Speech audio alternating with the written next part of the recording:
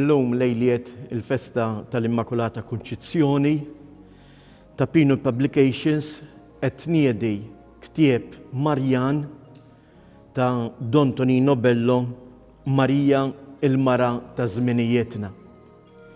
Dana qed nagħmluh għaliex aħna nemmnu li s-santwarju l-iskop tiegħu u li mhux biss ixerret il-qima lejn il-Verġni Marija mhuwiex il-post fejn wieħed imur jitlob biss, imma jrid ikun lajn fejn ixerret ukoll kultura Marjana.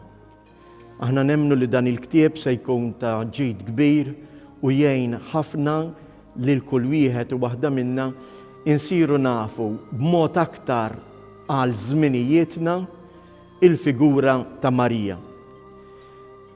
Il-ktieb ġie maqlub għal Malti minn Francesco Pio Attart u ta' dan hawnhekk nixtieq nirringrazzjah pubblikament. Ġie maqlub mit-Taljan u xi ħaġa partikolari li nsibu f'dan il-ktieb huwa wkoll li kull kapitlu għandna 32 ritratt ta' Marija. Kull kapitlu ġie impitter mill-artist Malti Nathaniel Tewma.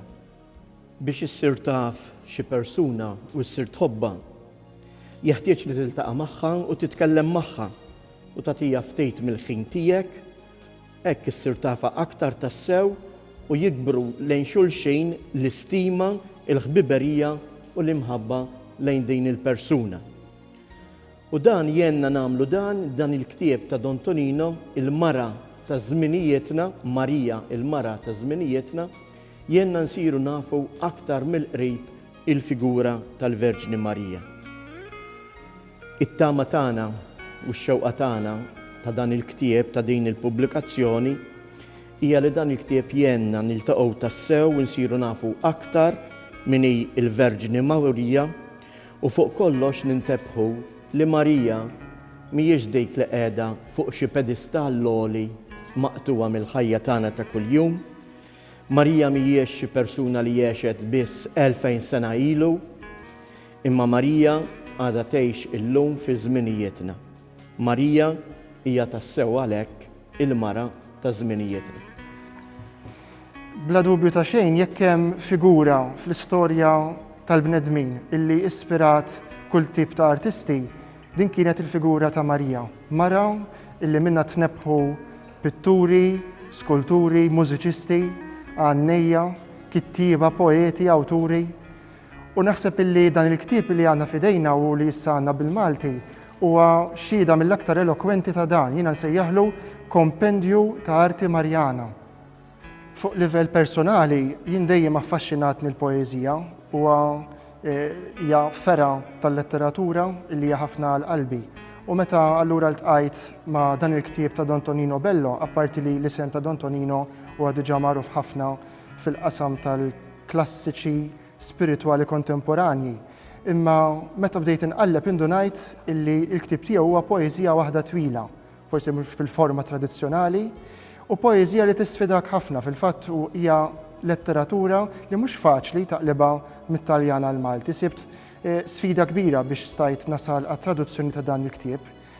Barra minn hekk hija poeżija kważi skandaluża illi iġġelek taqra darbtejn ċerti sentenzi u tgħid imma dan veru hekk qed jgħid għaliex fil-verità Don Tonino irid jippreżentana lil Marija bħala dak li tassewi, Mara ta' żminijietna, Mara illi ma kienitx merfuqa l fuq jew maqtuha mir-realtà ta' żmienha u ta' żmienna.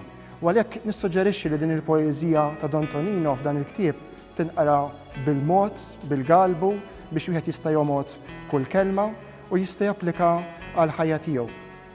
L-ewwel darba li ltqajt ma' dal-ktieb ta' Don Tonino Bello bit-Taljan kien fil-2005 meta jien u l-mibki s-Sur George Cassar, espert fil-Malti, għamilna siltiet u ppubblikajnihom fir-rivista ta' Pino. Jolqtok mill-ewwel messaġġ li l-Madonna qabel ma ġiet inkornata fis-sema għexet fuq din l-art.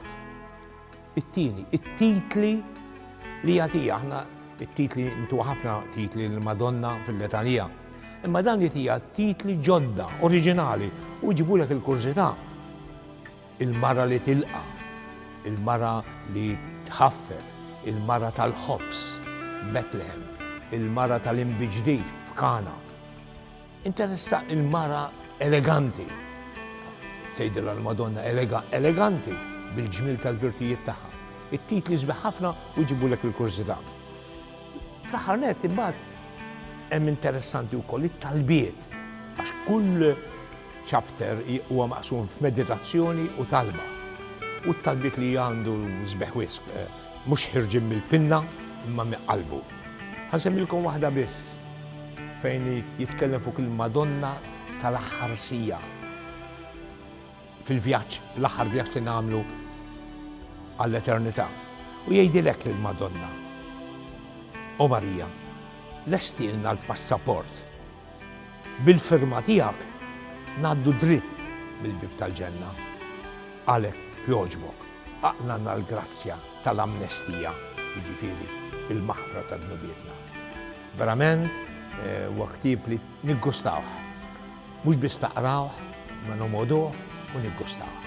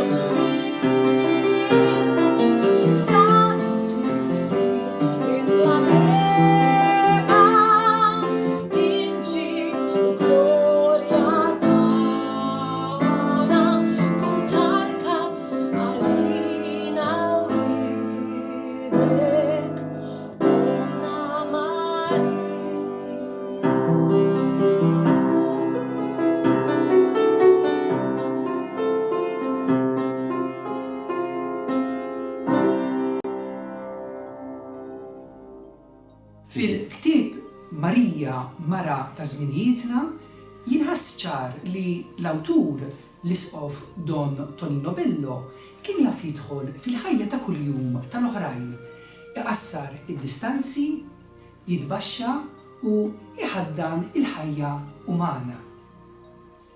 Kellu imwaħħad miegħu dak li Papa Franċisku spiss iħobb jgħid, ir-riħa tan-naġ.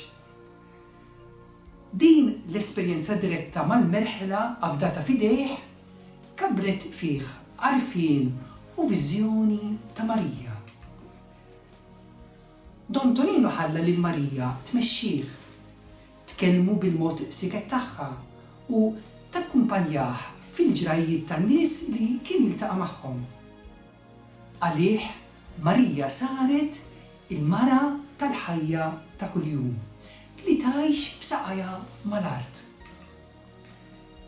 Intebaħ li bħalna Marija iġġarrab l-istess esperjenzi tal-ħajja ta' kuljum, bħal tifkiriet ta' tfulija, xi esperjenza qawwija li ġabet bidla fil-ħajja tagħna, it-taqlib tal-istaġuni, il-ġirja sfrenata tal-ħajja moderna, l-għażliet li konna nagħmlu, momenti ta' ferħ ġenwin.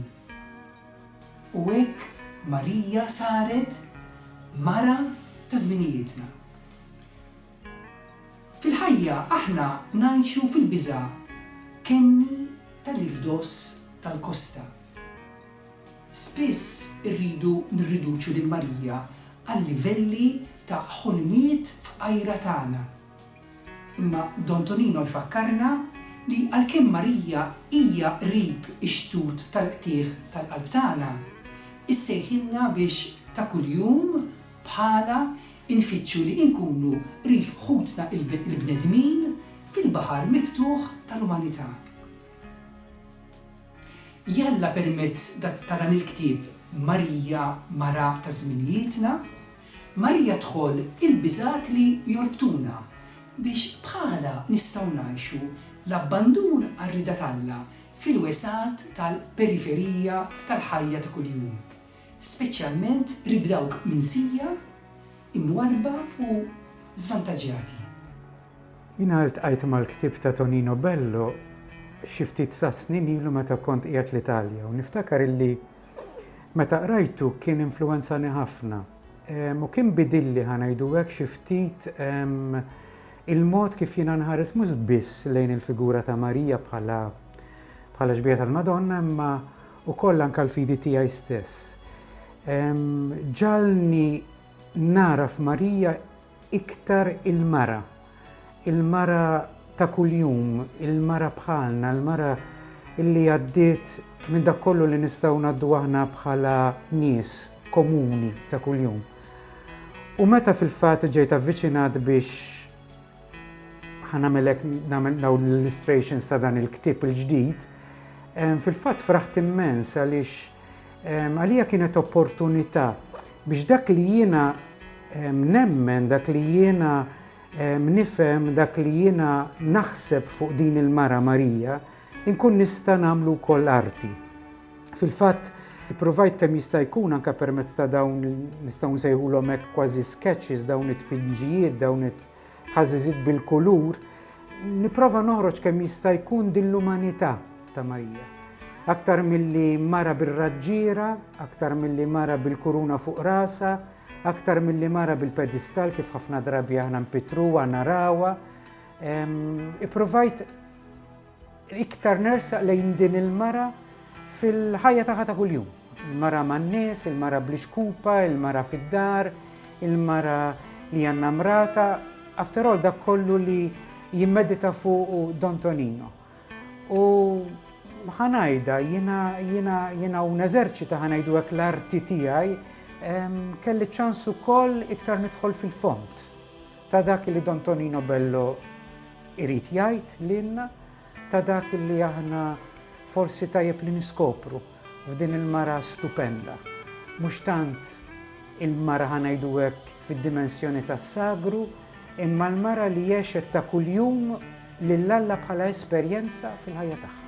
Dan il-ktieb Marija ta' żminijietna li personalment naħseb jien huwa rigal mill-isbaħ propju għal dan iż-żmien li ġej tal-miliet, tistgħu takkwistawh direttament mis-santwarju ta' Pinu, kif ukoll matul il-jiem tal-wirja li qiegħda tinżamm fejn tistgħu taraw il-kwadri jew anke tixtru wieħed minn dawn il-pitturi li jinsabu f'dawn il-ktieb. Huma pitturi oriġinali li kif qedtilkom tpittru minn Nathaniel Tewma apposta fuq il-ħsibijiet ta' Don Tonino Bello.